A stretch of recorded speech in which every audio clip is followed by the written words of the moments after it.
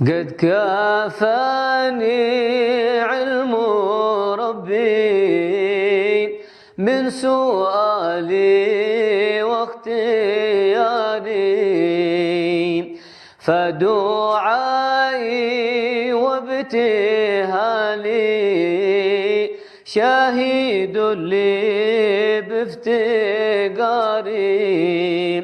فلهذا سري أدعو في يساري وعساري.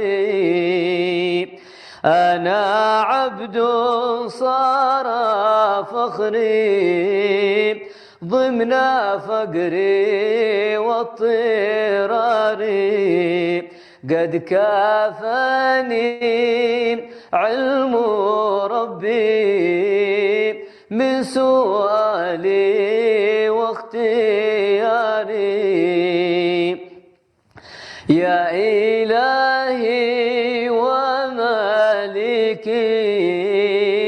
أنت تعلم كيف حالي، وبما قد حل قلبي من هموم واشتغالي، فتداركني بلطف منك يا مولى الموالي.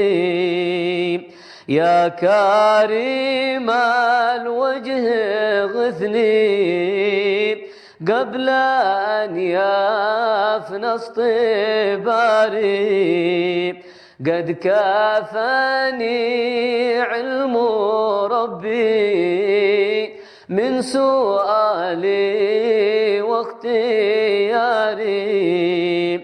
يا سريع الغوث غوثا منك يدركني سريعا، يهزم العسر ويأتي بالذي أرجو جميعا. يا قريبا يا مجيبا يا عالما يا سميعا، قد تحققت بعجزي وخضوعي وانكساري، قد كافاني علم ربي من سؤالي واختياري.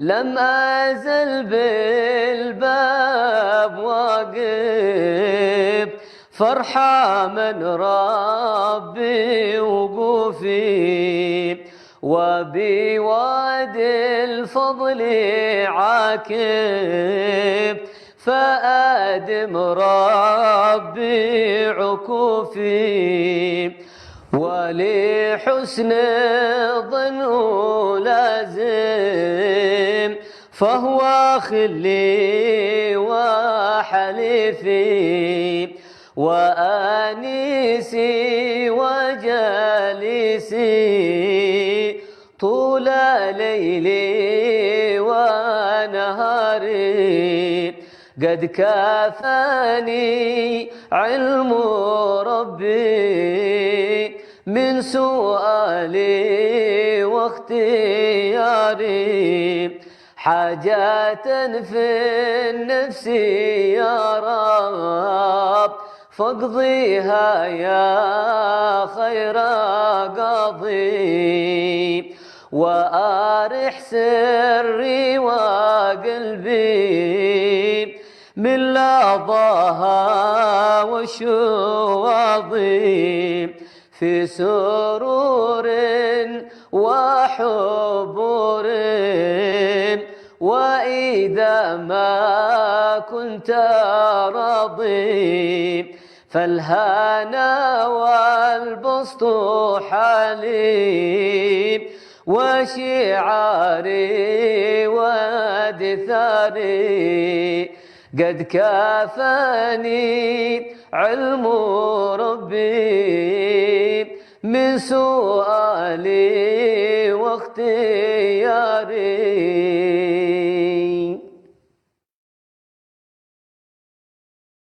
إلى حضرة النبي محمد صلى الله عليه وآله وسلم. الفاتحة. أعوذ بالله من الشيطان الرجيم. بسم الله الرحمن الرحيم. الحمد لله رب العالمين الرحمن الرحيم مالك يوم الدين. إياك نعبد وإياك نستعين.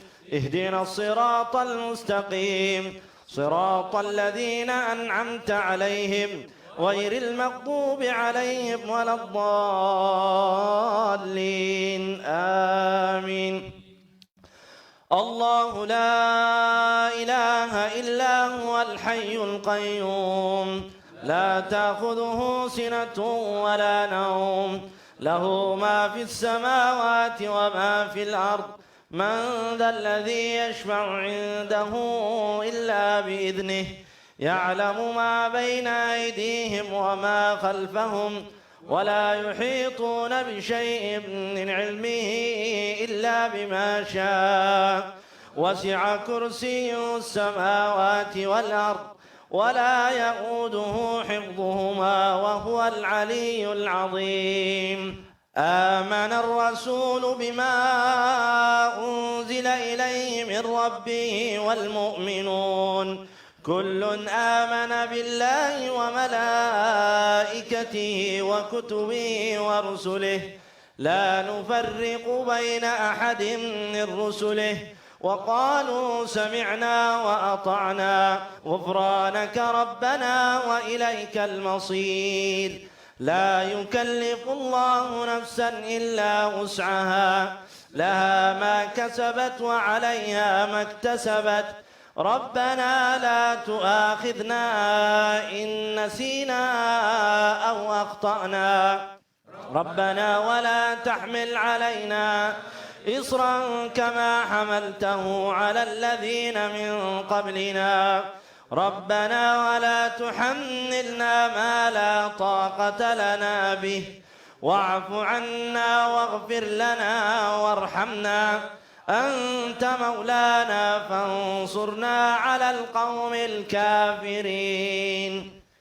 لا إله إلا الله وحده لا شريك له له الملك وله الحمد يحيي ويميت وهو على كل شيء قدير. لا إله إلا الله وحده لا شريك له له الملك وله الحمد يحيي ويميت وهو على كل شيء قدير. لا إله إلا الله وحده لا شريك له له الملك وله الحمد يحيي ويميت وهو على كل شيء قدير. سبحان الله والحمد لله ولا إله إلا الله والله أكبر. سبحان الله والحمد لله ولا إله إلا الله والله أكبر. سبحان الله والحمد لله ولا إله إلا الله والله أكبر. سبحان الله وبحمده سبحان الله العظيم. سبحان الله وبحمده سبحان الله العظيم. سبحان الله وبحمده سبحان الله العظيم. ربنا اغفر لنا وتب علينا إنك أنت التواب الرحيم. ربنا اغفر لنا وتب علينا إنك أنت التواب الرحيم. ربنا اغفر لنا وتب علينا إنك أنت التواب الرحيم. اللهم صل على محمد اللهم صل عليه وسلم. اللهم صل على محمد اللهم صل عليه وسلم. اللهم صل على محمد اللهم صل عليه وسلم. أعوذ بكلمات الله التامات من شر ما خلق. أعوذ بكلمات الله التامات من شر ما خلق. أعوذ بكلمات الله التامات من شر ما خلق. بسم الله الذي لا يضر مع اسمه شيء في الأرض ولا في السماء وهو السميع العليم. بسم الله الذي لا يضر مع اسمه شيء في الأرض ولا في السماء وهو السميع العليم. بسم الله الذي لا يضر مع اسمه شيء في الأرض ولا في السماء وهو السميع العليم. رضينا بالله ربا وبالإسلام دينا وبمحمد نبيا. رضينا بالله ربا وبالإسلام دينا وبمحمد نبيا. رضينا بالله ربا وبالإسلام دينا وبمحمد نبيا. بسم الله والحمد لله والخير والشر بمشيئة الله. بسم الله والحمد لله والخير والشر بمشيئة الله. بسم الله والحمد لله والخير والشر بمشيئة الله. آمنا بالله واليوم الآخر تبنا إلى الله باطنا وظاهر. آمنا بالله واليوم الآخر تبنا إلى الله باطنا وظاهر. آمنا بالله واليوم الآخر تبنا إلى الله باطنا وظاهر. يا ربنا واعف عنا وامحو الذي كان منا. يا ربنا واعف عنا وامحو الذي كان منا. يا ربنا واعف عنا وامحو الذي كان منا. يا ذا الجلال والإكرام أمتنا على دين الإسلام. يا ذا الجلال والإكرام أمتنا على دين الإسلام. يا ذا الجلال والإكرام أمتنا على دين الإسلام. يا ذا الجلال والإكرام أمتنا على دين الإسلام. يا ذا الجلال والإكرام أمتنا على دين الإسلام. يا ذا الجلال والإكرام أمتنا على دين الإسلام. يا ذا الجلال والإكرام أمتنا على دين الإسلام. يا قوي يا متين اكفي شر الظالمين. يا قوي يا متين اكفي شر الظالمين. يا قوي يا متين اكفي شر الظالمين. أصلح الله أمور المسلمين صرف الله شر المؤذين. أصلح الله أمور المسلمين صرف الله شر المؤذين. أصلح الله أمور المسلمين صرف الله شر المؤذين. يا علي يا كبير يا عليم يا قدير يا سميع يا بصير يا لطيف يا خبير. يا علي يا كبير يا عليم يا قدير يا سميع يا بصير يا لطيف يا خبير. يا علي يا كبير يا عليم يا قدير يا سميع يا بصير يا لطيف يا خبير. يا فارج الهم يا كاشف الغم يا من لعبده يغفر ويرحم. يا فارج الهم يا كاشف الغم يا من لعبده يغفر ويرحم. يا فارج الهم يا كاشف الغم يا من لعبده يغفر ويرحم.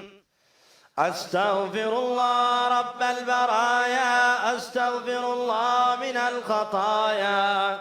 أستغفر الله رب البرايا أستغفر الله من الخطايا. أستغفر الله رب البرايا أستغفر الله من الخطايا.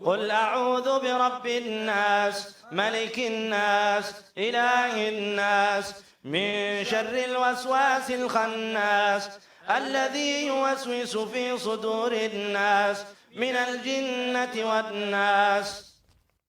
الفاتحة إلى روح سيدنا وحبيبنا وشفيعنا رسول الله محمد بن عبد الله وآله وأصحابه وأزواجه وذريته وأهل بيته، وإلى روح سيدنا المهاجر إلى الله أحمد بن عيسى وأصوله وفروعهم أن الله يعلي درجاتهم في الجنة ويكثر مثوباتهم ويضاعف حسناتهم ويحفظنا بجاههم وينفعنا بهم ويعيد علينا من بركاتهم وأسرارهم وأنوارهم وعلومهم ونفحاتهم في الدين والدنيا والآخرة. الفاتحة.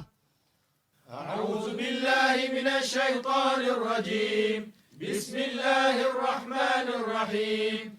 الحمد لله رب العالمين الرحمن الرحيم مالك يوم الدين. إياك نعبد وإياك نستعين. اهدنا الصراط المستقيم صراط الذين أنعمت عليهم غير المغضوب عليهم ولا الضالين.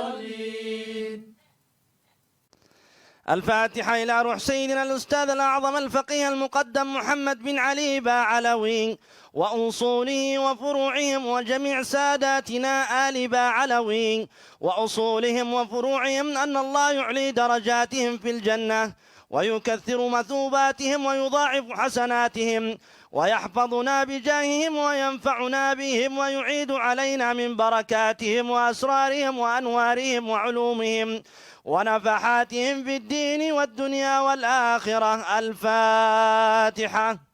أعوذ بالله من الشيطان الرجيم. بسم الله الرحمن الرحيم. الحمد لله رب العالمين الرحمن الرحيم مالك يوم الدين. إياك نعبد وإياك نستعين. اهدنا الصراط المستقيم صراط الذين أنعمت عليهم غير المغضوب عليهم ولا الضالين. الفاتحة إلى أرواح ساداتنا الصوفية أينما كانوا في مشارق الأرض ومغاربها وحلت أرواحهم أن الله يعلي درجاتهم في الجنة وينفعنا بهم وبعلومهم وبأسرارهم وأنوارهم ويلحقنا بهم في خير وعافية. الفاتحة. أعوذ بالله من الشيطان الرجيم. بسم الله الرحمن الرحيم. الحمد لله رب العالمين الرحمن الرحيم مالك يوم الدين. إياك نعبد وإياك نستعين. اهدنا الصراط المستقيم صراط الذين أنعمت عليهم غير المغضوب عليهم ولا الضالين. الفاتحة إلى روح صاحب الراتب قطب الإرشاد وغوث العباد والبلاد الحبيب عبد الله بن علوي الحداد وأصوله وفروعه أن الله يعلي درجاتهم في الجنة وينفعنا بهم وأسرارهم وأنوارهم وبركاتهم في الدين والدنيا والآخرة. الفاتحة. أعوذ بالله من الشيطان الرجيم. بسم الله الرحمن الرحيم. الحمد لله رب العالمين الرحمن الرحيم مالك يوم الدين. إياك نعبد وإياك نستعين. اهدنا الصراط المستقيم صراط الذين أنعمت عليهم غير المغضوب عليهم ولا الضالين. الحمد لله رب العالمين حمدا يوافي نعمه ويكافئ مزيده. يا ربنا لك الحمد كما ينبغي لجلال وجهك وعظيم سلطانك.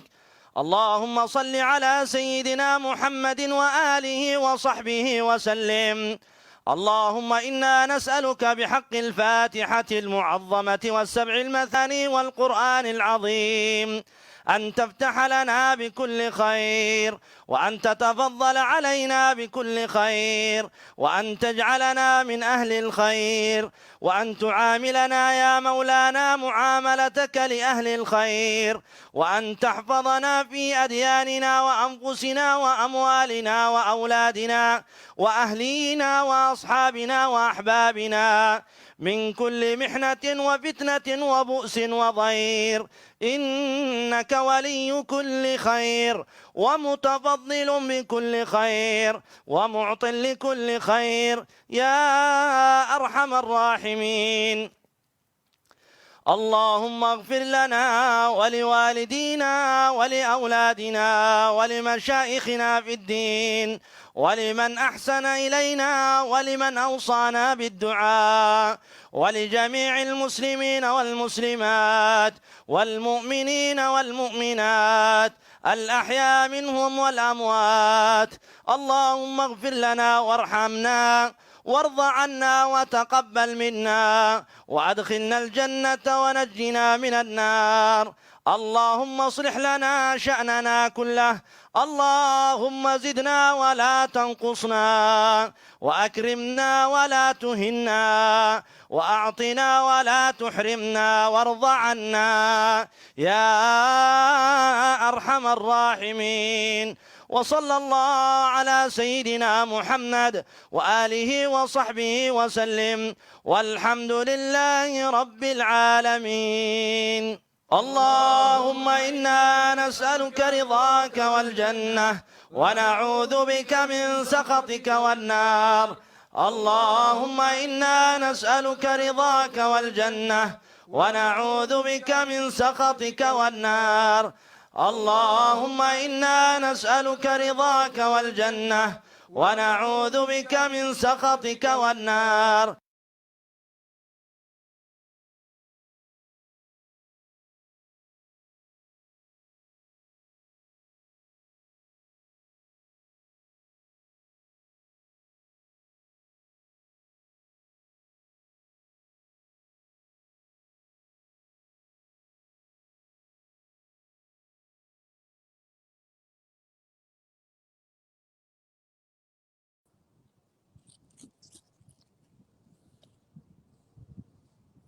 Bismillahirrahmanirrahim.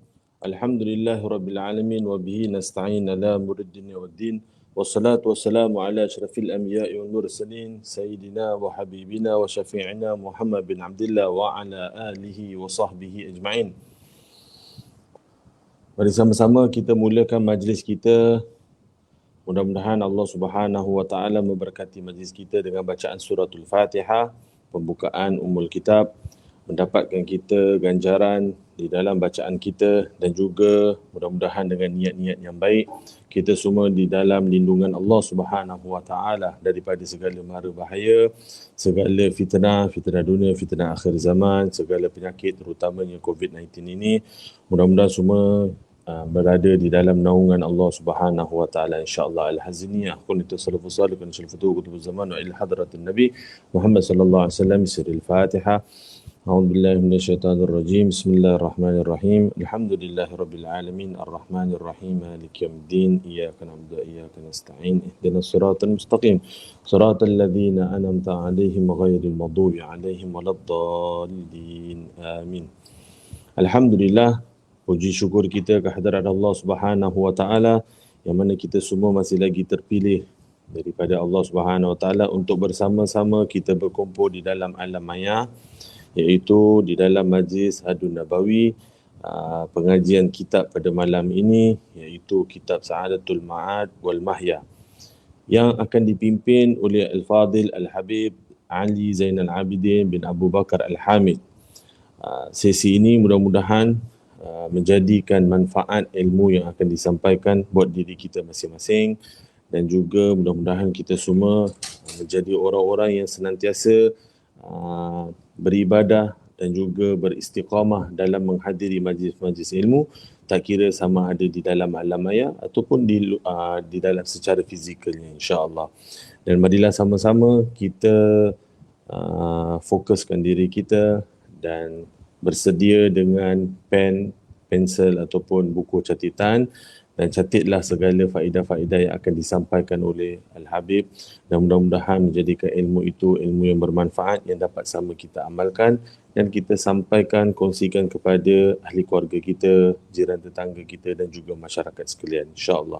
Dan mudah-mudahan membuahkan ganjaran redha Allah Subhanahu Wa Taala. Jadi tanpa membuang waktu, kita menjemput Habib untuk meneruskan dan juga memimpin majlis ini. Faitafadhal ma'jura.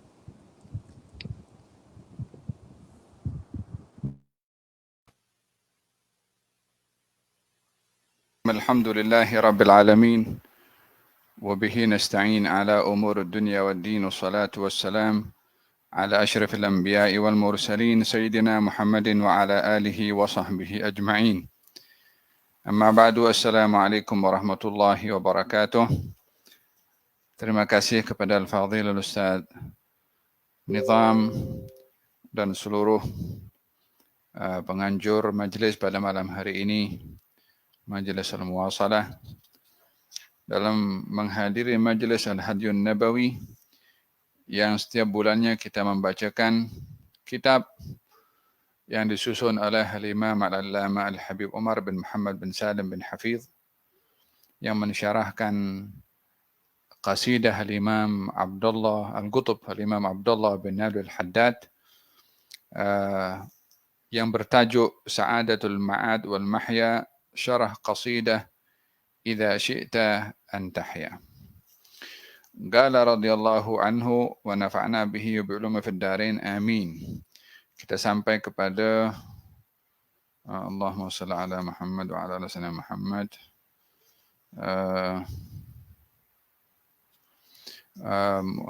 Bait yang ke-29. Naam. Wa iyyaka wad dunya fa inna halalaha hisabun wa fi mahdhuriha al-hadku lis-satri. Hati-hati, kata Imam Abdullah bin Nabil Al-Haddad, hati-hatilah kamu daripada keduniaan, kerana sesungguhnya halalnya dunia itu adalah hisab, yakni satu perhitungan. Adapun pada haramnya dunia itu al-hadku lis-satri, pendedahan kepada kehormatan yang tertutup. Al-Imam Abdullah bin Ali Al-Haddad mengingatkan kepada kita cara bermuamalah dengan dunia. Dunia dijadikan oleh Allah Subhanahu wa taala tempat untuk manusia menjalankan perintah Allah Subhanahu wa taala. Inni ja'ilun fil ardi khalifah. Sesungguhnya aku jadikan kamu, yakni merujuk kepada Adam dan juga zurriyahnya, fil ardi, di atas muka bumi, khalifah, sebagai khalifah. Manusia tidak boleh terlepas daripada hidup di dunia. Namun manusia dicipta oleh Allah bukan untuk dunia. Jadi perlu disedari bahwasanya kehidupan di dunia ini adalah umpama seorang yang menanam, yang akan memetik buahnya nanti bila berpindah ke akhirat. Diberi perumpamaan oleh baginda Rasulullah sallallahu alaihi wa ala alihi wasallam tentang hidup di dunia. Katanya, mathali, perumpamaan saya hidup di dunia ini adalah umpama orang yang bermusafir. Kemudian istadalla tahta syajaratin, dan bernaung di bawah pokok yang rindang. Seorang bermusafir, bila ia ingin rehat sesaat, maka dia mencari tempat yang teduh. Kalau dahulu pokok yang rindang lah. Apa tujuannya? Untuk berehat. Berapa lama ia berehat? Namanya dia bermusafir, dan di tengah-tengah perjalanan dia tak akan duduk lama, dia akan sambung perjalanan kepada destinasi yang dituju. Kata Nabi, perumpamaan saya dengan hidup di dunia ini adalah umpama seorang bermusafir yang berteduh di bawah pokok yang rindang, lalu setelah itu dia menyambung perjalanannya. Keberadaan di bawah pokok yang rindang, itulah hidup di dunia. Untuk berbekal, kalau orang rehat di bawah pokok itu untuk berbekal rehat sekejap, sesaat, supaya kembali energi dan sambung perjalanan musafir dalam safarnya itu.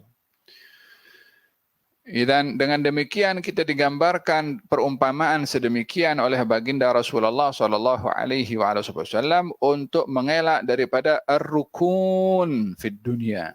Ar-rukun maksudnya itu menjadikan tumpuan dalam hidupnya itu untuk keduniaan sahaja. Walihada di dalam Al-Quranul Karim Allah Subhanahu wa taala memberikan gambaran tentang kehidupan di dunia. Karena kehidupan itu ada dua kehidupan di dunia dan juga di akhirat. Innamal hayatud dunya la'ibun wa lahwun. Sesungguhnya kehidupan di dunia, wa mal hayatud dunya illa lahu wa la'ib. Wa mal hayatud dunya illa lahu wa la'ib. Tidaklah kehidupan di dunia ini kecuali lahwun, hiburan, wa la'ib, permainan. Wa inna daral akhirata lahiyal hayawan. Dan sesungguhnya negeri akhirat itulah hakikat kehidupan. Tidak bermakna hidup di dunia ini yang dijadikan tempat persinggahan, seperti diberi perumpamaan oleh baginda Rasulullah tadi. Dan tidak bermakna kehidupan di dunia ini yang digambarkan oleh Allah sebagai tempat hiburan dan permainan. Bermakna dalam hal ini kita tinggalkan keduniaan. Bermakna dalam hal ini kita ketepikan keduniaan. Kita duduk dekat masjid saja. Hari-hari pegang tasbih saja. Hari-hari ibadah saja. Tanpa mengambil berat peranan kita di dunia. Tidak demikian. Karena Allah Subhanahu wa taala pada ayat yang saya baca tadi, aku jadikan kamu di atas muka bumi. Berarti ada tujuan kenapa Allah ciptakan manusia di atas muka bumi. Untuk mentadbir bumi, untuk mengurus bumi.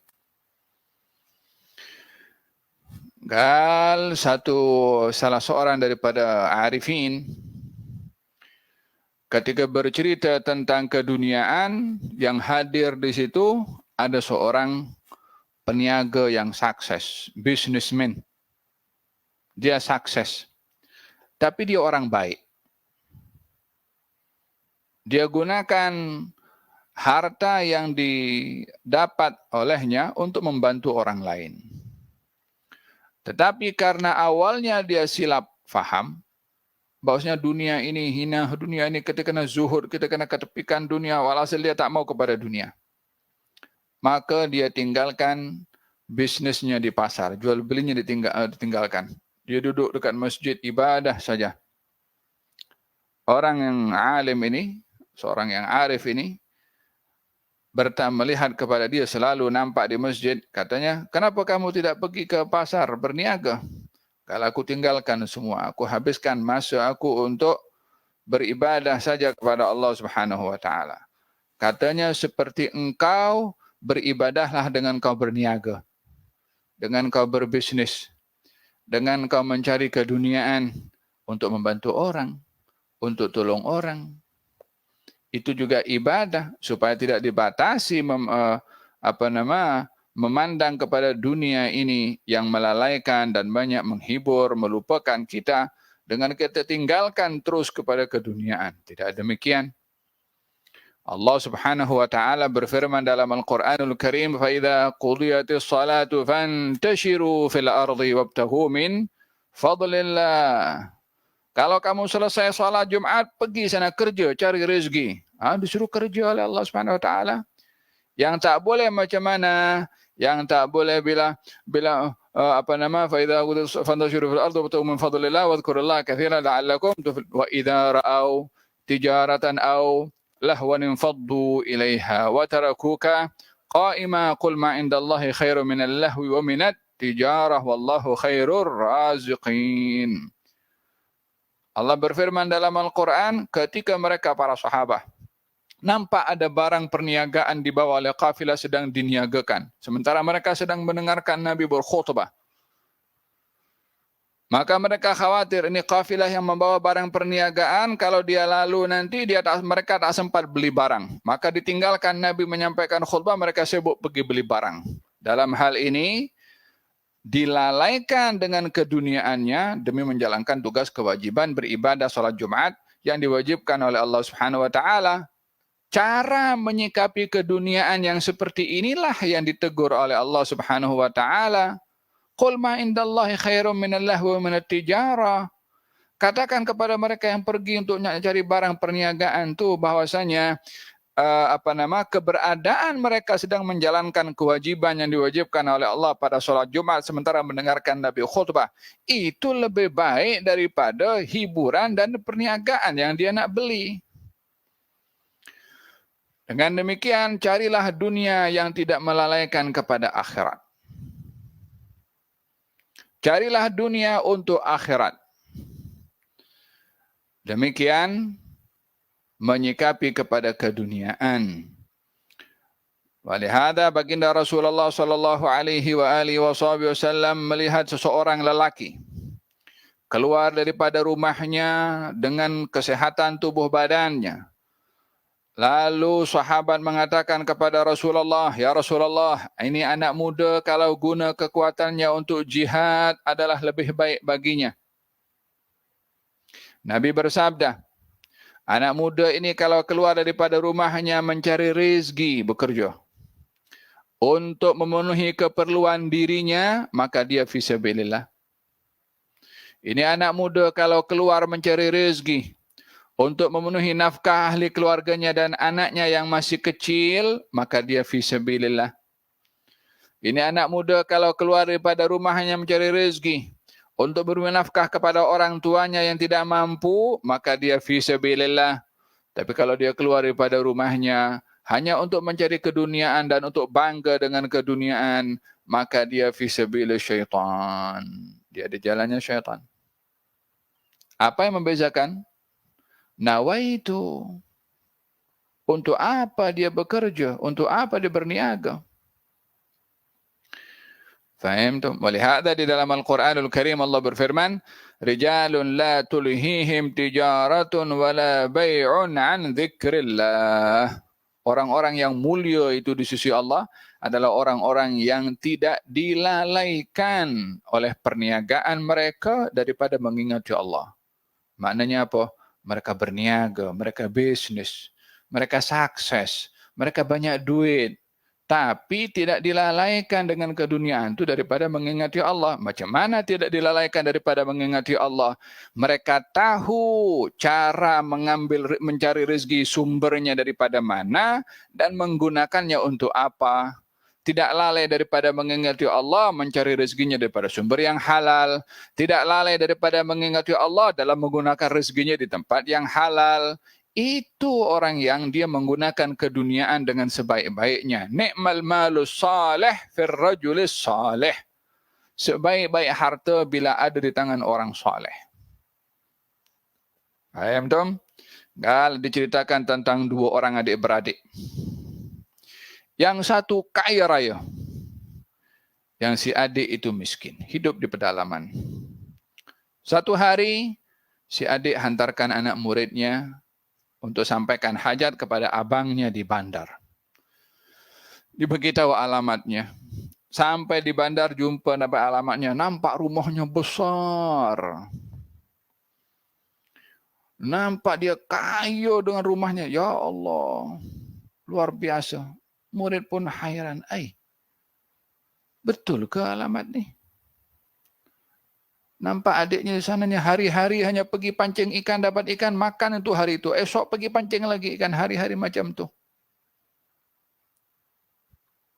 Last sekali, jumpa, betul lah rumahnya. Kemudian sampaikan hajatnya, dan katanya, guru aku, yakni adik kamu itu, meminta agar supaya kamu beri nasihat kepada dia. Kata si abang yang kaya ni, bagi tahu adik aku jangan cinta dunia.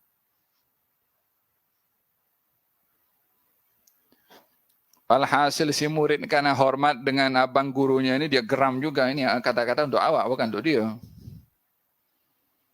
Balik, bagi tahu kepada gurunya yang miskin tu. Masa dia bagi tahu gurunya terus masuk bilik tutup, dia menangis. Lagi hairan si anak murid ini.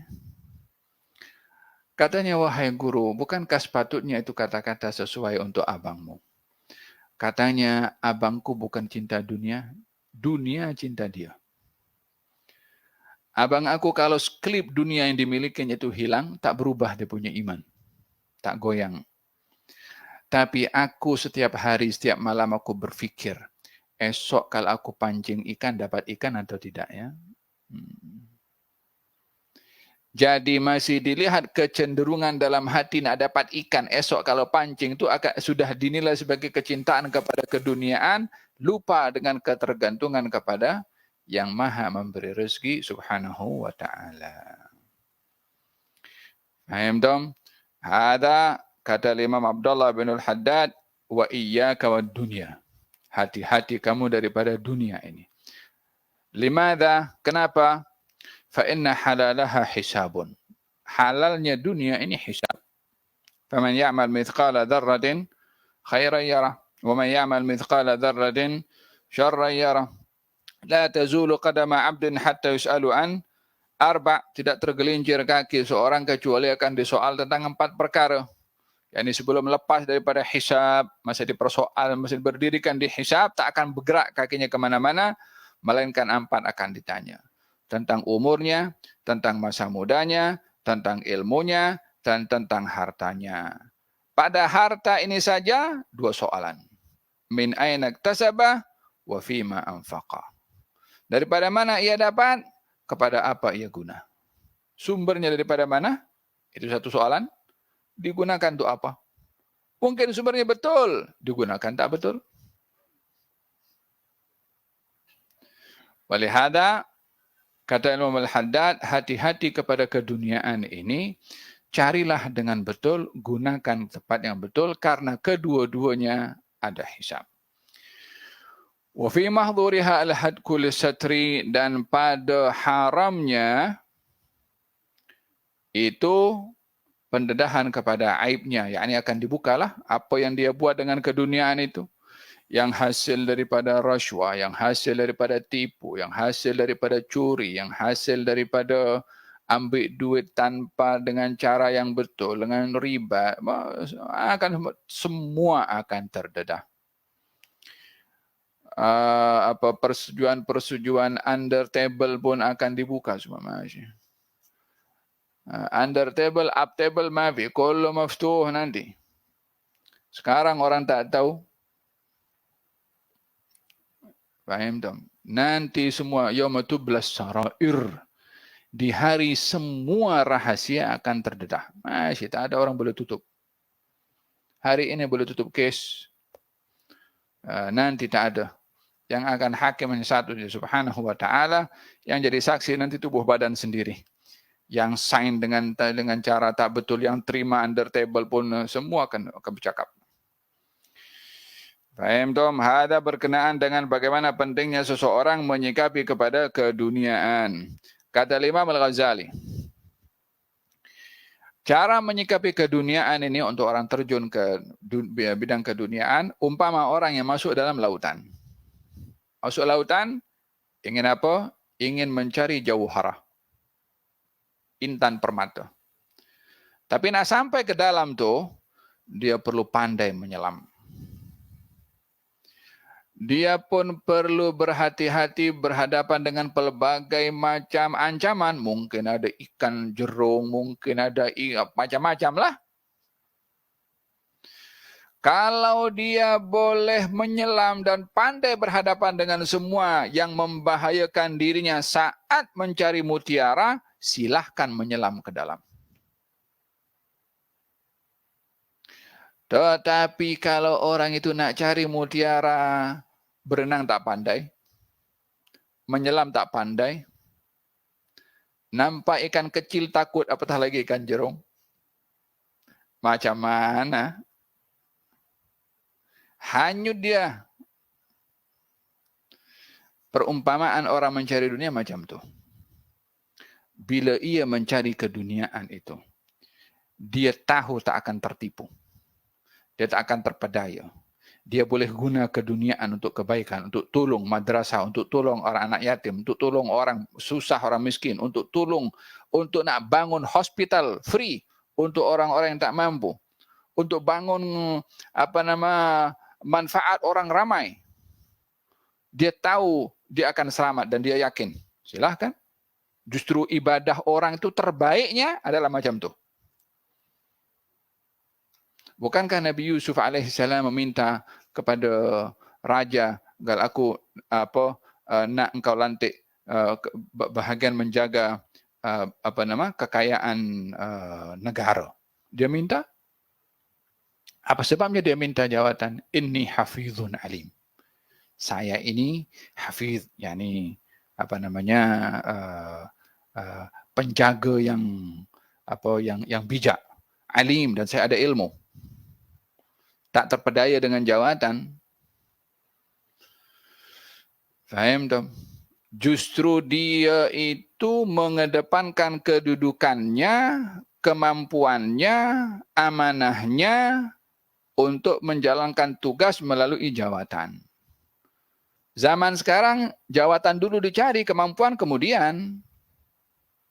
Mampu tak mampu, penting dapat dulu. Nanti mampukan diri, walaupun sudah dapat, mampukan diri, walaupun tak mampu. Inni hafizun alim, kata Nabi Yusuf ketika meminta jawatan. Kemudian kata Imam Al-Ghazali, mengatakan tentang perumpamaan orang yang terjun dalam bidang keduniaan.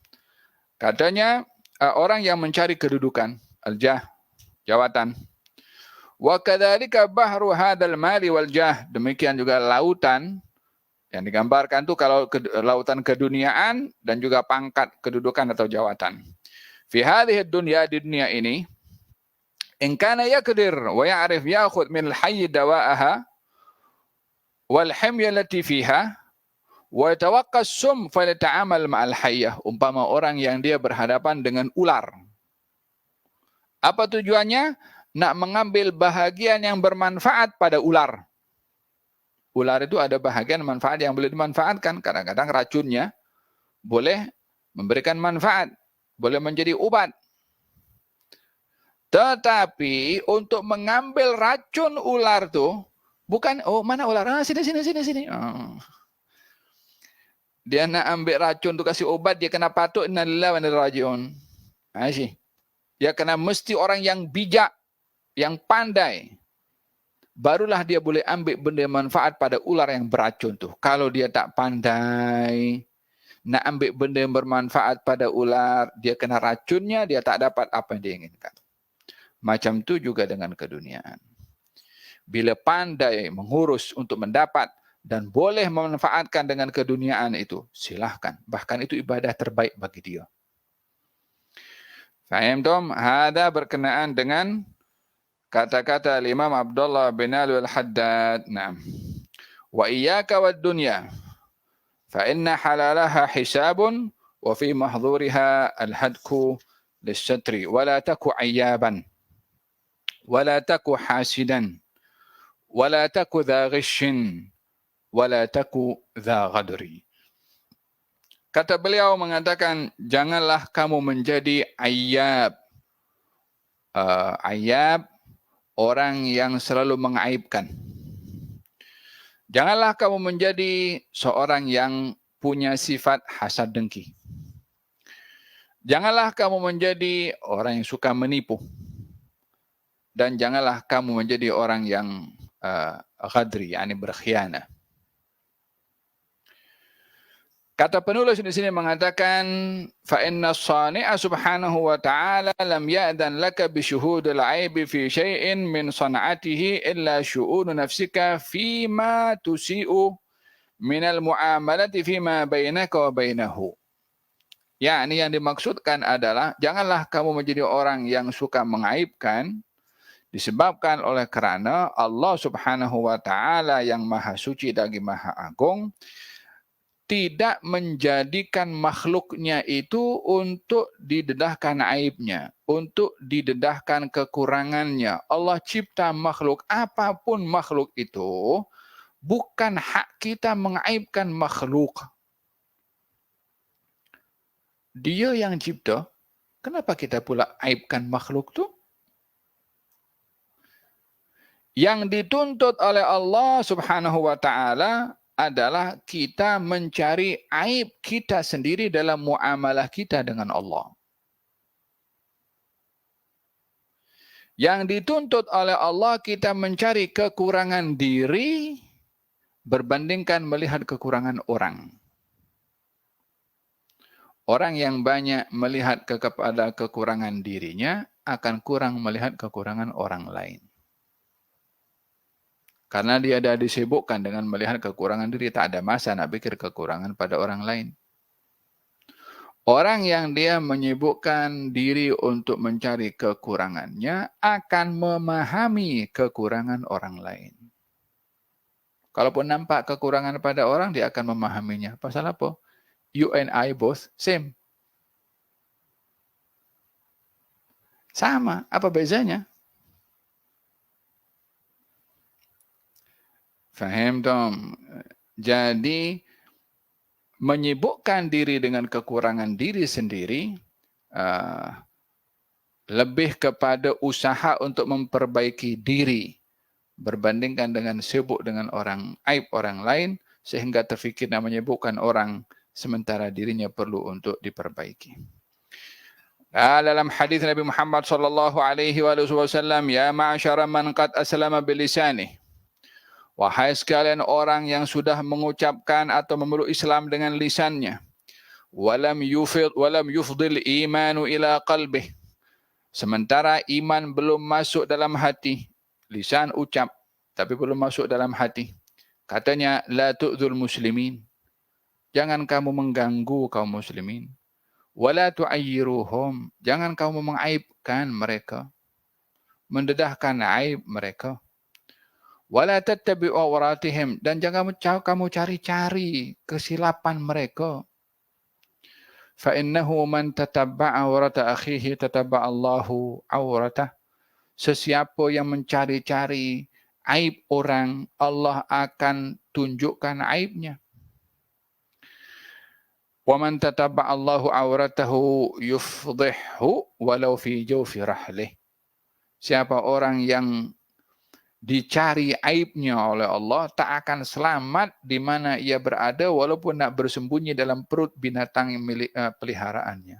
Yani masih akan didedahkan oleh Allah Subhanahu wa taala bila ia suka mencari-cari kesalahan dan silap orang lain dan mendedahkannya. Walihada dikatakan oleh seorang bernama Imam Abu Hatim Ibn Hibban, Al-wajib 'ala al-aqil luzum as-salamati bi tark at-tajassus an 'uyub an-nas. Orang yang berakal itu adalah orang yang dia meninggalkan mencari-cari aib orang lain. Ma'al ishtighal bi islahi 'uyub nafsihi. Hanya sibuk untuk memperbaiki kekurangan dan aib pada dirinya sendiri.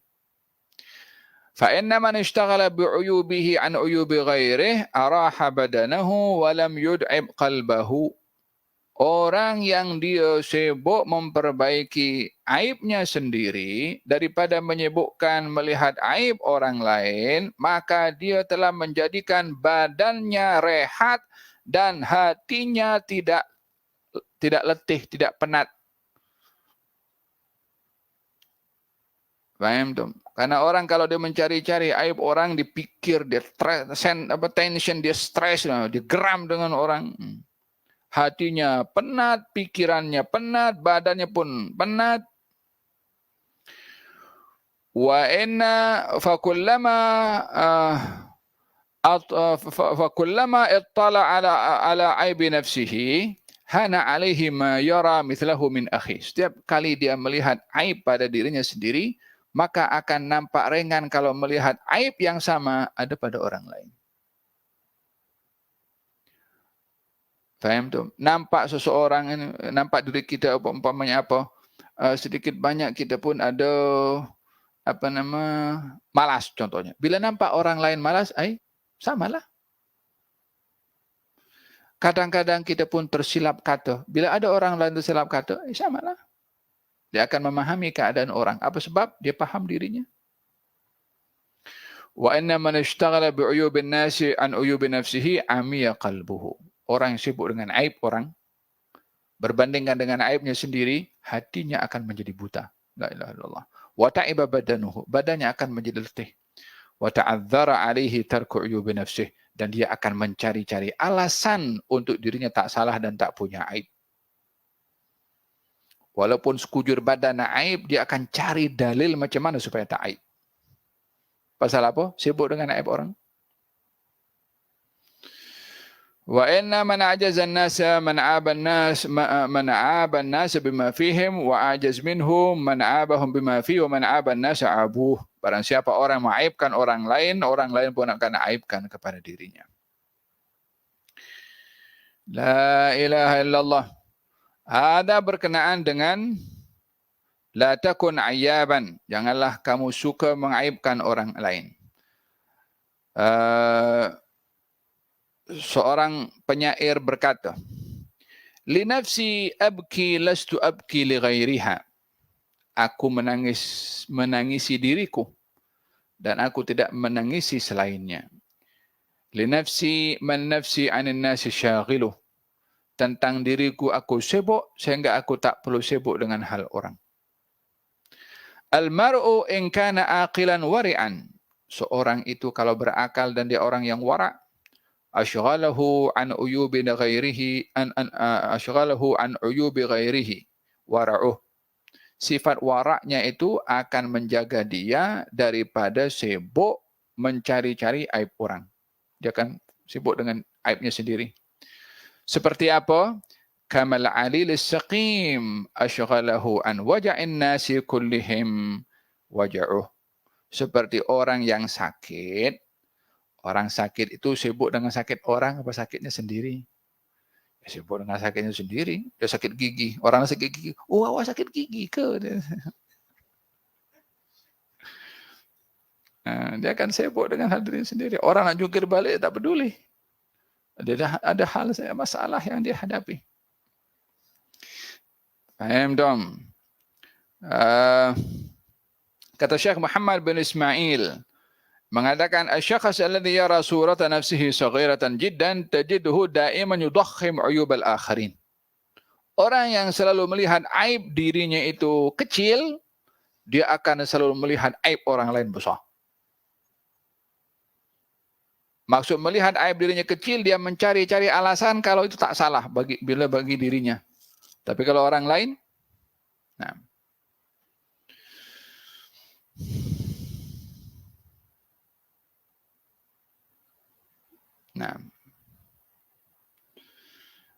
ada beberapa hal yang menjadi resiko kepada orang yang suka mengaibkan orang. Yang pertama, akan sentiasa mengumpat, merendahkan kepada orang, melupakan daripada sibuk dengan aibnya sendiri karena sibuk dengan aib orang. Dan ini adalah akan membawa dia kepada lautan kelalaian. Ada seorang orang yang wara' zahid jumpa dengan orang yang zuhud juga. Orang zuhud jumpa orang zuhud. Kata si zuhud yang pertama cakap kepada orang zuhud yang kedua. Katanya, inni la uhibbuka fillah. Aku sayang engkau karena Allah. Si zahid yang kedua, yang zuhud lah. Yang zuhud yang kedua mengatakan, kalau kamu tahu apa yang aku tahu tentang diriku, kamu pasti akan benci aku karena Allah. Ini kalau kau tahu aku punya aib, kau tak akan cakap engkau sayang aku. Bahkan kau akan kata aku benci engkau karena Allah. Pasal apa? Pasal dia tahu aibnya. Orang yang zuhud yang pertama dia cakap balik. Law alimtu minka ma ta'lam min nafsik. kalau aku tahu tentang dirimu, seperti mana engkau sendiri tahu tentang dirimu dengan penuh kekurangan, lakana li fima a'lam min nafsi syaghala an bughdik. Maka pengetahuan aku tentang diriku yang penuh kekurangan akan menyibukkan diriku dengan kekuranganku daripada membenci kamu yang juga serba kekurangan. Nak jumpa di mana orang macam ni kalau bukan ahlillah, orang-orang yang ada hubungan dengan Allah Subhanahu wa taala, yang didedahkan kepadanya cara bermuamalah dengan Allah dengan mengenali dirinya sendiri.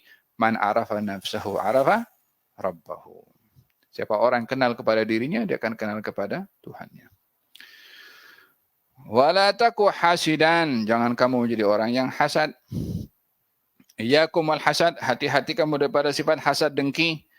Fa innal hasada ya'kulul hasanat kama ta'kulun naru al-hatab. Sifat hasad itu memakan kebaikan seseorang seperti mana api memakan kepada kayu bakar. Dia tak, kalau tak ada yang nak dimakan, dia makan dirinya sendiri. Faham tak? Gal thalathun lazimatun li ummati. Ada 3 perkara yang biasanya ada kepada umatku. Kata baginda Rasulullah. Yang pertama, su'udzan, buruk sangka. Yang kedua, hasad. Yang ketiga, mendakwa sial, yakni nasib. Fa idza dhananta fala tuhaqqiq. Kalau kamu ada perasaan buruk sangka, kamu jangan percaya dengan prasangka kamu. Fa idza hasadta fala tabghi. Kalau kamu ada perasaan hasad dengki, susah nak dielakkan, ada di dalam sini. Biarkan di dalam situ, jangan keluar. Jangan melalui lisan, jangan melalui tangan, jangan melalui apapun juga. Tak boleh nak dihilangkan, biar ada di dalam. La tabghi, jangan melampau. Fa idza tatayyarta famdi. Kalau kamu ada perasaan sial, yakni apa-apa hal itu takut, apa-apa berlaku, langgar. Tawakal kepada Allah Subhanahu wa taala. Wala taku ayyaban wala taku hasidan wala taku dha ghishin wala taku dha ghadri, dan janganlah kamu menjadi seorang yang penipu. Naam.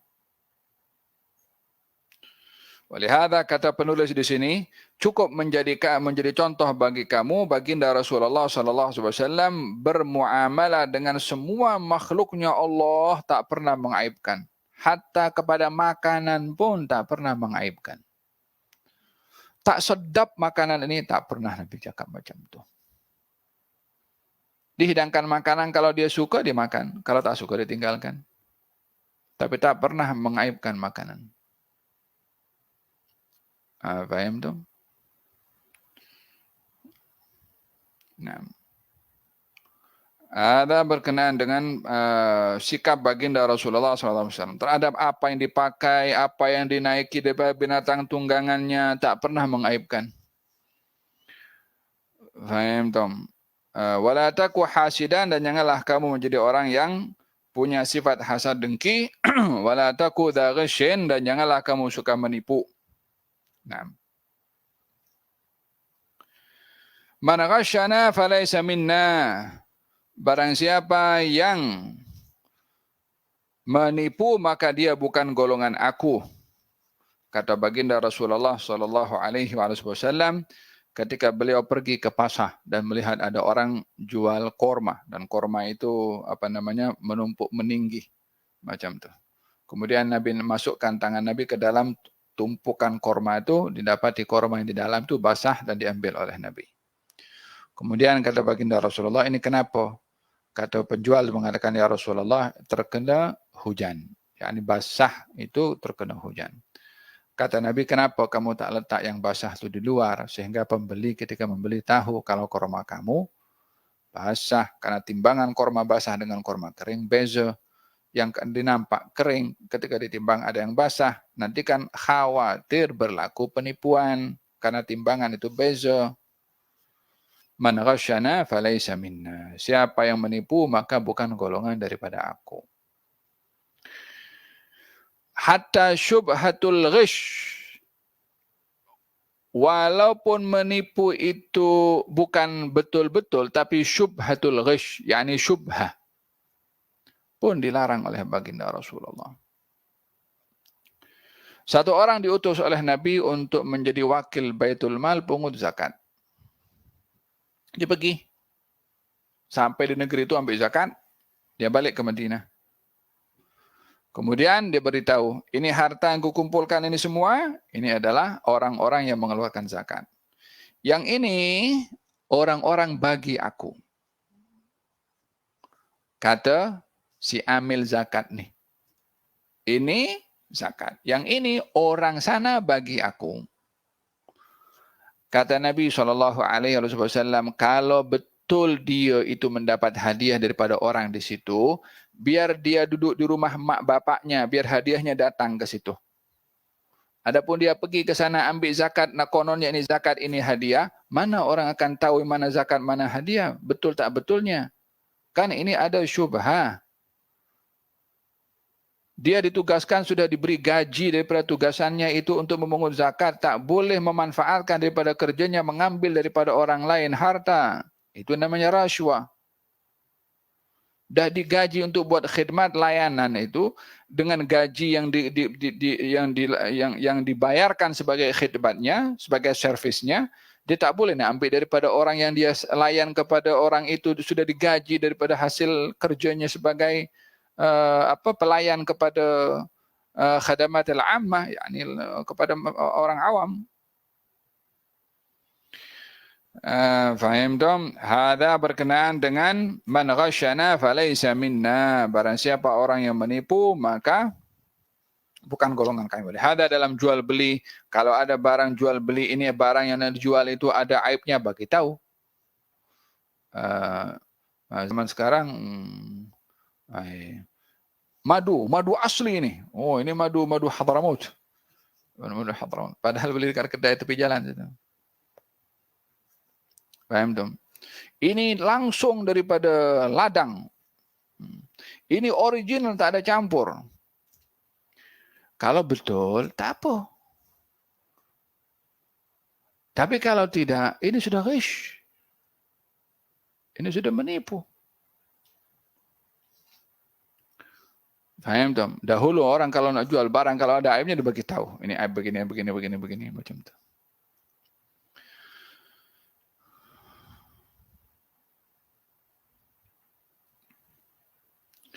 Wala taku dha ghishin, wala taku dha ghadri, dan janganlah kamu jadi orang yang berkhianah. La imana liman la amanatalah, wala dina liman la ahdalah. Tidak sempurna iman seseorang yang tidak berpegang kepada amanah, dan tiada sempurna akhlak seseorang yang tidak menepati janji. Addil amanata liman i'tamanaka wala takhun man khanak. Tunaikan amanah kepada orang yang menjalankan amanah, dan janganlah kamu berkhianat kepada orang yang berkhianat. Naam. Wada berkenaan dengan larangan untuk berkhianat. Wala tatlubanna al-jaha ya sahi innahu syahiyyun wa fihi as-summu min haitsu la tadri. Yang ini akan dibahaskan pada kemudian insya-Allah. Sekarang jam berapa? Jam 9.42. Dan janganlah kamu meminta kedudukan, wahai sahabatku, sesungguhnya kedudukan maksudnya jawatan di sini ya. Syahiyyun, ini adalah jawatan ini menarik orang, namun wa fihi as-summu min haitsu la tadri. Dalam tarikan itu untuk meraih jawatan ada racun yang kamu tidak mengetahui. Baginda Rasulullah SAW bersabda kepada seorang sahabat bernama Abdurrahman bin Samurah, la tas'alil imarah, janganlah kamu minta jawatan, janganlah kamu minta kepimpinan. Fa innaka in u'titaha min ghairi mas'alatin u'inta 'alaiha. Kalau jawatan itu diberi pada kamu tanpa kamu meminta, maka kamu akan ditolong menjalankan jawatan tersebut. Wa in u'titaha an mas'alatin wukilta ilaiha. Tapi kalau kamu nak jawatan itu, maka kamu akan diserahkan kepada jawatan tersebut untuk memperalat kepada kamu. Orang sekarang tak nak jawatan atau berebut jawatan. Weh, sekarang orang siap dengan tipu dengan guna macam-macam untuk dapat jawatan. Dia nampak indahnya jawatan saja, nampak wah aku dapat ni kan ini bank account aku ni nampak bertambah sikit. Dah ada fikir dah. Dia tak tahu di sebaliknya nanti pertanggungjawaban dengan Tuhan tu macam mana. Faham tak? Pastikan, yakni dalam nasihat Nabi SAW, kalau kamu diberi tanpa diminta, kamu akan ditolong oleh Allah. Dia bukan nak, tapi diberi. Sayyidina Abu Dzar Al-Ghifari ada datang kepada Rasulullah SAW mengatakan, ya Rasulullah, lantiklah saya sebagai jawatan di satu negeri. Kata Nabi, kami tak bagi kepada yang minta. Wahai Abu Dzar, janganlah kamu menuntut kepimpinan. Sesungguhnya ini adalah merupakan satu penyesalan bagi kamu nanti di akhirat. Wahai Abu Dzar, janganlah kamu menjadi pemimpin hatta kepada 2 orang.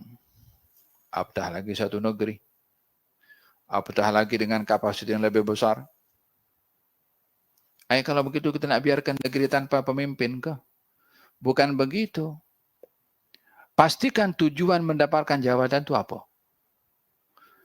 Jadikan al-jid, kesungguhan dalam hati, dalam cakap dalam hati ini bukan kepada orang, bukan saat kempen. Cakap kepada Allah Subhanahu Wa Taala. Apa nak buat kalau dapat jawatan itu? Siapa boleh tipu dirinya dan siapa boleh tipu Allah Subhanahu Wa Taala? Orang boleh kena tipu. Tapi muamalah dia dengan Allah Subhanahu Wa Taala bila nak jawatan, bila seperti Nabi Yusuf alaihissalam. Faham tak? Kalau satu hari siapa namanya Sayyidina Umar bin Khattab radhiyallahu anhu warḍah melantik salah seorang sahabatnya bernama Sa'id ibn Amir. Sa'id ibn Amir. Katanya, aku lantik engkau untuk menjadi gubernur di Himus dekat Syam situ, dekat Syria. Kata Sa'id ibn Amir mengatakan, "Udhurni ya Amirul Mukminin." Gal, saya mohon maaf. Excuse me. Saya tak mau. Gal, kenapa tak mau? Gal, nanti pertanggungjawabannya besar. Kata Sayyidina Umar, engkau pikir aku nak pikul tanggungjawab ni seorang-seorang ke? Dilantik oleh Sayyidina Umar. Tak mau. Dilantik. Jadi gubernur dekat Himus. Senjang beberapa waktu berlalu, datang rombongan daripada Syam menuju ke Madinah, jumpa dengan Sayyidina Umar. Dijumpai oleh Sayyidina Umar, kemudian Sayyidina Umar mengatakan kepada mereka, coba catat nama orang-orang miskin yang ada di Himus. Fakir miskin. Catat namanya satu-satu. Salah satu yang dicatat namanya Sa'id bin Amir. Terperanjat Sayyidina Umar. Sa'id bin Amir ni siapa? Orang yang kau lantik lah tu. Terkejut Sayyidina Umar dan gembira dalam hatinya. Artinya apa? Dia jalankan tugas dengan betul. Maka Sayyidina Umar yang gembira dengan orang yang dilantik itu betul-betul amanah. Saat datang pergi ke mana? Pergi ke Himus. Dipanggil Sa'id bin Amir dan beberapa orang masyarakat yang mewakili orang awam lah. Katanya, bagaimana kamu mendapati Sa'id bin Amir, yakni seorang yang aku lantik untuk kamu? Katanya, Amirul Mukminin, aku mengadu kepada engkau tentang 3 hal tentang dia. Apa? Yang pertama, dia keluar daripada rumah agak lambat lewat. Yang kedua, dia kalau malam tak terima orang, tak layan orang. Yang ketiga, kadang-kadang didapati dia pengsan tanpa sebab. Kata Sayyidina Umar mengatakan kepada Sa'id bin Amir, ini orang mengadu pasal engkau dengan 3 hal ini. Apa alasan engkau? Katanya, Amirul Mukminin, sebetulnya hal ini adalah private untuk aku tak suka nak dedahkan kepada orang. Tetapi karena menyangkut tentang reputasi dan juga tanggungjawab amanah, aku kena cerita. Yakni tak mau hal yang personal itu diceritakan kepada orang, nanti boleh jadi riak. Adapun aku keluar daripada rumah lewat disebabkan di rumah aku tak ada pembantu yang membantu istriku. Pagi-pagi aku kena tolong ia uruskan urusan hal rumah. Dia tumbuk gandum, dia masak, dia tolong istrinya buat hal yang lain. Gubernur. Tak ada pembantu di rumah. Kita punya rumah-rumah biasa saja, tak ada pembantu. Oh, ya Allah. Tak tahu nak cakap. Adapun yang kedua, ya Amirul Mukminin, di waktu malam saya tak layan orang disebabkan siang hari saya dah layan orang. Di waktu malam saya layan Tuhan saya. Saya nak beribadah dengan Allah Subhanahu wa taala. Dia punya jawatan tinggi. Dia layan orang iya. Tapi malamnya dia qiyamul lail. Dia malam dia bermunajat. Dia malam dia bertafakkur. Dia malam dia bermuhasabah. Yang seperti ini nih kalau siang hari dia pergi kerja. Amanah, jujur, layan kepada orang. Sebab muamalahnya dengan Allah baik, dengan orang mesti baik.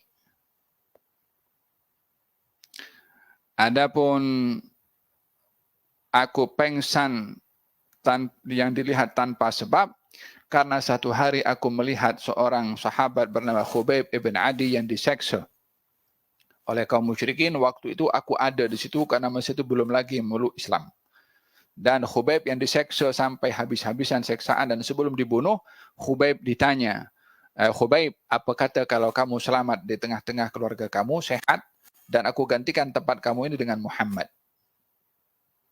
Kata Khubayb mengatakan, aku tak ridha satu duri kena kepada kaki Rasulullah, sementara aku senang lenang bersama dengan keluarga, anak dan istri aku. Jangankan kau nak buat dengan Rasulullah macam mana kau buat dengan aku. Duri saja aku tak mau mengena kepada baginda Rasulullah. Kata Sa'id, bila aku ingat Khubayb yang diseksa dan pada waktu itu aku tak tolong ia, aku khawatir disoal nanti oleh Allah Subhanahu wa taala, maka bila aku ingat itu aku pengsan. Takut pada Allah Subhanahu wa taala. Tak tolong satu orang saja. Masa itu dia belum Islam lagi, tak akan dipersoal. Satu orang tak ditolong, dia takut pertanggungjawabannya dengan Allah. Kalau satu qaryah, kalau satu negeri, tanggungjawab adalah penting. Faham dong? Wala tatlubannal jaha. Janganlah kamu menuntut jawatan. Wahai sahabatku, innahu syahiyun. Dia menarik sangat. Wa fihi sum. Tapi dalamnya ada racun min haitsu la tadri. Dalam keadaan kamu tidak menyedarinya. Wallahu ta'ala alam bisawab. Kita akan sambung pada bait yang ke-32 pada yang akan datang insya-Allah. Kita berdoa kepada Allah Subhanahu wa taala, moga-moga Allah Subhanahu wa taala jadikan di dalam hati ini kecintaan kepada akhirat dengan mempergunakan dunia untuk akhirat. Dan moga-moga Allah Subhanahu wa taala buka hati dan minda ini agar supaya mudah mendapatkan rezeki yang halal yang barakah. Dan moga-moga kita dapat menggunakan rezeki yang halal dan barakah di tempat yang halal dan juga barakah insya-Allah. Dan kita berdoa kepada Allah Subhanahu wa taala supaya menjaga hati kita, menjaga lisan kita, menjaga pandangan kita untuk tidak mengaibkan orang, tidak menghina orang. Dan moga-moga Allah tunjukkan kekurangan kita untuk diri kita sendiri, ditutup oleh Allah untuk tidak terdedah kepada orang di dunia ataupun di akhirat, dan juga dibantu oleh Allah untuk kita dapat memperbaiki kekurangan pada diri sendiri. Ya Rabbal Alamin. Wa sallallahu ala sayyidina Muhammadin wa ala alihi wa sahbihi wasallam. Walhamdulillahi Rabbil Alamin. Bisirril Fatihah. Bismillahirrahmanirrahim. Alhamdulillah. Ar-Rahmanir-Rahim. Maliki yaumiddin. Iyyaka na'budu wa iyyaka nasta'in. Shiratal mustaqim. Shiratal ladzina an'amta 'alaihim ghairil maghdubi 'alaihim waladdallin. Amin. Waladdallin. Amin. Habib, ada soalan? Boleh Habib?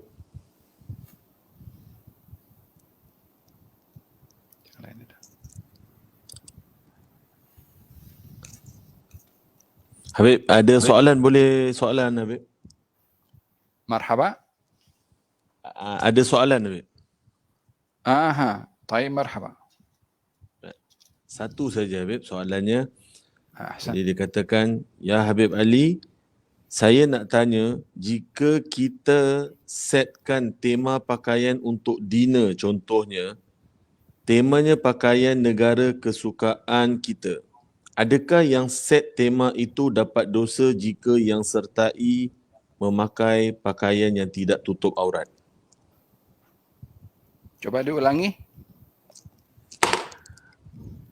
Jika kita setkan tema pakaian untuk dinner contohnya, tema pakaian negara kesukaan kita, adakah yang setkan tema itu mendapat dosa jika yang hadir ataupun yang sertai acara tersebut memakai pakaian yang tidak menutup aurat? Apa yang saya paham daripada soalan ini, secara dasarnya nama apa yang akan dinamakan pada satu program bukan menjadi satu ukuran yang utama. Yang menjadi ukuran utama itu praktikalnya bila ditimbang oleh syarak atau adab dan juga akhlak. Bila bertentangan, maka ia menyumbang dosa karena perbuatannya berbuat sesuatu yang melanggar kepada syariat. Bila pakaian yang dibuat itu pakaian adalah pakaian yang mendedahkan aurat, maka dia promote benda itu untuk dipakai oleh orang supaya mendedahkan auratnya. Tetapi kalau pakaian itu pakaian sopan, hanya orang yang pakai dengan cara yang tidak sopan, maka dalam hal ini bukanlah salah orang yang buat itu akan menanggung dosa sebab dia sudah buat mengikut panduan syarak. Hanya orang yang menggunakannya bertentangan dengan syarak. Maka dalam hal ini pembuat acara itu tidak akan menanggung dosa orang yang dia mendedahkan auratnya. Ya kan, fil hadis bilang barang siapa yang membantu orang lain dalam berbuat maksiat, maka dia kongsi dosa dengan orang bermaksiat, dia tolong. Kata fil hadis nyatakan kalau ada orang di timur, dia sokong orang di barat untuk berbuat satu pembunuhan, yang menyokong tu hatta dengan kata-katanya dia akan menanggung dosa pembunuhan itu sendiri. Man a'ana ala munkar, barang siapa yang membantu kepada mungkar, maka dia berkongsi pada kemungkaran tersebut. Allahu a'lam. Afwan Habib, ada lagi satu soalan Habib. Marhaba. Soalannya ialah, apa nasihat Habib kepada orang yang diuji dengan penyakit anxiety, panik ataupun seperti depression, sakit mental dan sebagainya? Apakah amalan untuk merawatnya? Ada dua. Yang pertama, melalui irsyadat nabawiyah. Petunjuk-petunjuk daripada baginda Rasulullah. Yang kedua adalah berubat melalui perubatan yang tersedia, perubatan moden. Melalui pakar-pakar yang bidang dalam penyakit-penyakit tersebut. Kedua-duanya diambil. Tadawau fa innallaha ma anzala da'an illa wa anzalahu dawa. Berubatlah kamu karena Allah tidak menurunkan penyakit kecuali menurunkan ubat juga. Ubat ini ada kalanya melalui petunjuk-petunjuk kenabian. Seperti melalui at-tadabbur, tafakkur dengan ayat Al-Quranul Karim. Bila penyakitnya terkait dengan penyakit-penyakit yang macam stres contohnya, dalam Al-Quranul Karim Allah Subhanahu wa taala berfirman, wa nada fi dhulumat an la ilaha illa anta subhanaka inni kuntu minadh dhalimin fastajabna lahu wa najjaynahu minal ghammi wa kadzalika nunjil mu'minin. Nabi Yunus mengatakan wadhannun. Nabi Yunus mengatakan ketika berada dalam kegelapan, la ilaha illa anta subhanaka inni kuntu minadh dhalimin. Kemudian fastajabna lahu. Kami terima doa Nabi Yunus. Wa najjaynahu minal ghammi, dan kami selamatkan ia daripada gham, stres, sedih, risau, gundah gulana, gelisah, bimbang. Dan demikian kami selamatkan orang-orang yang beriman. Faham? Di antara doa baginda Rasulullah sallallahu alaihi wasallam, La ilaha illallah rabbil arsyil azim, la ilaha illallah al-azimul halim, la ilaha illallah rabbil arsyil azim, la ilaha illallah rabbus samawati wa rabbul ardi wa rabbul arsyil karim. Kata baginda Rasulullah, yang baca doa itu akan mengangkat segala al-karb, yakni musibah. Musibah di sini musibah yang menyentuh kepada perasaan dan emosional, termasuk stres, tension dan seumpamanya. Yang ketiga adalah husnul tawakkul dan juga thigah billah. Ditanamkan kekuatan dalam hati dan jiwa ini, kepercayaan dan ketergantungan kepada Allah Subhanahu wa taala. Karena asbab daripada stres ini macam-macam. Ada masalah keluarga, ada masalah penyakit, ada masalah ekonomi, ada masalah kerja, ada masalah pasangan, ada masalah hubungan dia dengan anak. Hal-hal seperti ini juga menjadi asbab untuk menimbulkan seseorang itu stres. Jadi bila hati ini kuat, iman kepada Allah Subhanahu wa taala, mampu akan berhadapan dengan segala dugaan-dugaan tersebut yang boleh mendatangkan stres. Ini satu cara. Cara yang kedua adalah melalui perubatan-perubatan yang moden lah. Baik itu melalui counseling, baik itu melalui perubatan berjumpa dengan pakar, yang juga boleh menjadi wasilah untuk dapat sembuh daripada penyakit tersebut. Wallahu a'lam.